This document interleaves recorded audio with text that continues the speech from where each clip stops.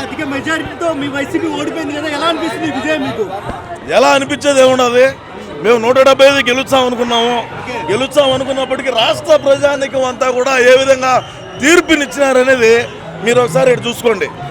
వైసీపీకి ప్రధాన కార్యదర్శి అని చెప్పి వ్యక్తం కూడా చేసినారు. అంతర్జాతీయ ప్రధాన కార్యదర్శి మా జగనన్న పరిస్థితి ఏమైంది? ఇంకా లండన్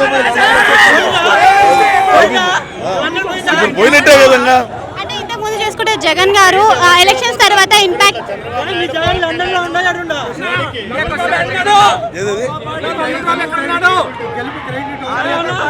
గెలుపు తెలుగుదేశం పార్టీదే కదా. జనసేన బీజేపీ కూటమి ఏ విధంగా అయితే వీళ్ళందరూ ఏకమయ్యి ఏకంగా ముందుకు పోయి ఒకరిలో ఇది అనే ఒక వివిధ భేదాలు అనేది కూడా లేకుండా అందరూ ఏకమయ్యి ఏ విధంగా అయితే ఈ కూటమిని భారీ మెజారిటీతో గెలిపించినారనేది మీరు ఒకసారి ఇక్కడ బాగా ఆలోచన చేసుకోండి.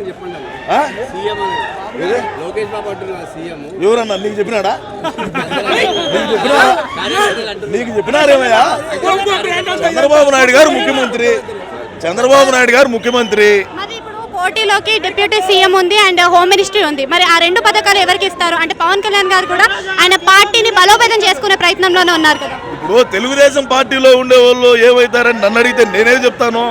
నేను వైసీపీ పార్టీ అంతర్జాతీయ ప్రధాన కార్యదర్శి. రోజా పరిస్థితి ఏంటి సార్? రోజా పరిస్థితి అస్సాం ట్రాక్టర్ టాలీల మీద డాన్సులు వేసుకోవాలి. అది రాబోయే రోజుల్లో జబర్దస్త్ లో కూడా శ్యాంప్రసాద్ రెడ్డి రానిచ్చే యోచనలో లేడు. ఏమున్నది? ఆరామస్థాన్ సర్వే చూసినారు కదా, అటర్ ఫ్లాప్ అయింది. ఏ విధంగా ఆరామస్థాన్ చేసినాడు, ఏ విధంగా కోట్లు తీసుకొని సర్వేలు ఇచ్చినారు అనేది ఇక్కడ స్పష్టంగా తెలుస్తుంది. ఇది నేను చెప్పేది కాదు, మీరు చెప్పేది కాదు, రాష్ట్ర ప్రజానికం అంతా కూడా చూసినారు. వేణుస్వామి కూడా చెప్పాడు కదా వైసీపీ వస్తుంది ఈసారి అని. మరి వేణుస్వామి జాతకం ఎక్కడికి? వేణుస్వామిని వాడు చూసుకోమని చెప్పండి ఫస్ట్, మళ్ళీ మాట్లాడుతున్నాం.